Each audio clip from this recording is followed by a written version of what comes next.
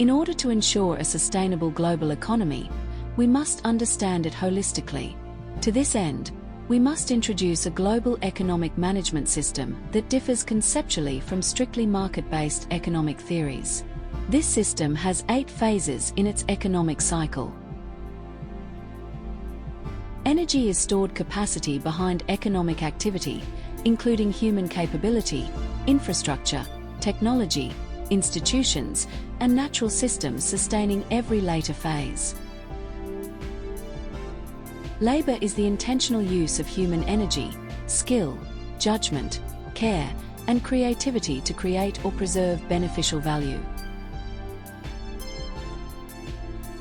Production organizes labor, energy, knowledge, technology, and resources into useful outputs, converting finite inputs into durable social value. Products and services are production's outputs, valued by how well they meet needs, solve problems, reduce harm, and improve life.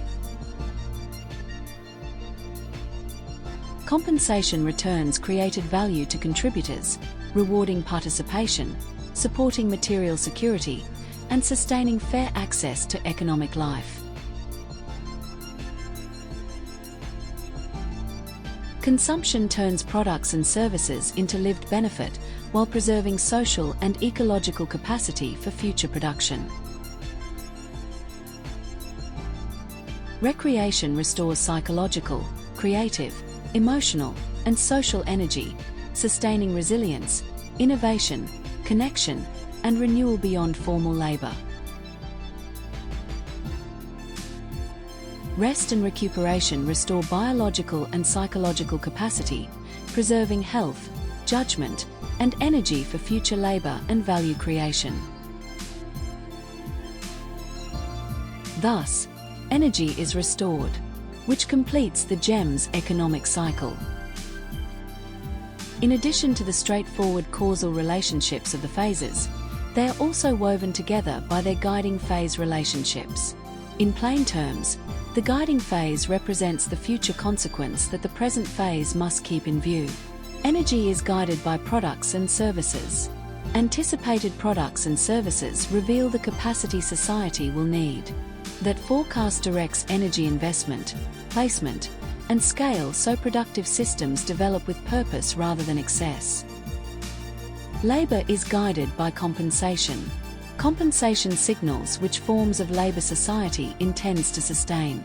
By shaping incentives and security, it directs participation, skill development, retention, and the distribution of human effort. Production is guided by consumption. Consumption reveals how economic outputs are actually used. Those patterns guide production toward the right scale and composition, reducing shortages, waste, and socially unnecessary activity over time.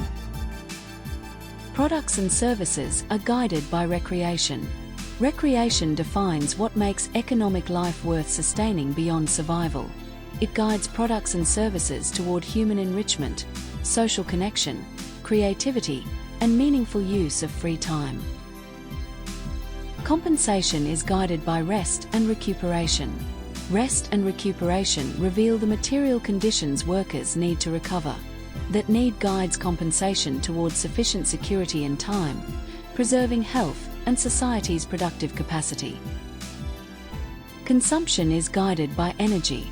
Energy establishes the sustainable limits within which consumption can occur. Those limits guide demand toward efficient use, durable goods, and patterns that preserve future shared economic capacity. Recreation is guided by labor. Labor reveals which human capacities are depleted through work. That pattern guides recreation toward the forms of renewal needed to restore balance, resilience, and continued participation effectively. Rest and recuperation are guided by production. Production determines how intensively human capacity is used. Its demands should guide recovery time and system design, preventing present output from weakening future collective productive ability. Taken together, these relationships form two interlocking structures within GEMS. The adjacent relationships describe the immediate flow of capacity and output from one phase to the next. The guiding relationships provide anticipatory coordination across the cycle by connecting present decisions to their downstream effects. This allows the economy to respond to future needs before they become immediate crises, and helps prevent one phase from being optimized at the expense of the system as a whole.